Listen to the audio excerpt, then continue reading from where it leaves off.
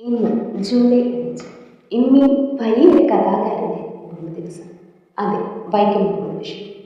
മലയാള novelist, കഥാകൃത്ത്, സ്വാതന്ത്ര്യ സമര പോരാളി, വേപ്പൂർ സുൽത്താൻ എന്ന അപരനാമത്തിൽ അറിയപ്പെടുന്ന ജനകീയനായ എഴുത്തുകാരൻ.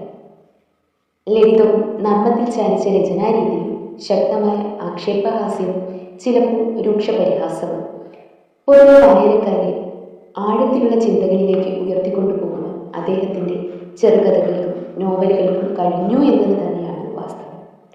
1908 ജനുവരി 21 തിരുവിതാംകൂറിലെ വൈക്കം താലൂക്കിൽ ഉൾപ്പെട്ട തലയോലപ്പറമ്പ് ഗ്രാമത്തിൽ ജനനം.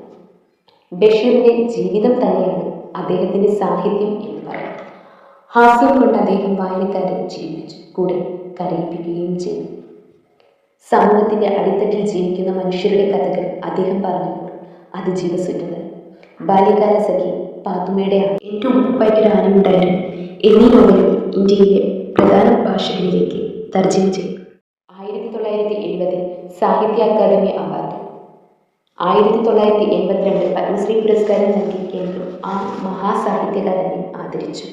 അതേ വർഷം തന്നെ കേന്ദ്ര സാഹിത്യ അക്കാദമി അവാർഡും അദ്ദേഹത്തെ തേടിയെത്തി. 1994 ജൂലൈ 5 വൈക്കം മുഹമ്മദ് ബഷീർ യാത്രയിലെത്തി. ഇന്നേക്ക് 30 വർഷം. മലയാളത്തിലെ അന്നുവരെ നിലനിന്നിരുന്ന സാഹിത്യ സങ്കല്പങ്ങളെ തകിടം മറിച്ച് നവോത്ഥാനത്തിൻ്റെ വലിയ അലകൾ നമ്മളിൽ കൊണ്ടെത്തിച്ച ബഷീർ എന്ന ഇമ്മിണി വലിയ കഥാകാരൻ്റെ മരിക്കാത്ത ഓർമ്മകൾ മായാതെ ഓരോ മലയാളിയുടെ മനസ്സിൽ ഇന്നും നിലനിൽക്കുന്നു.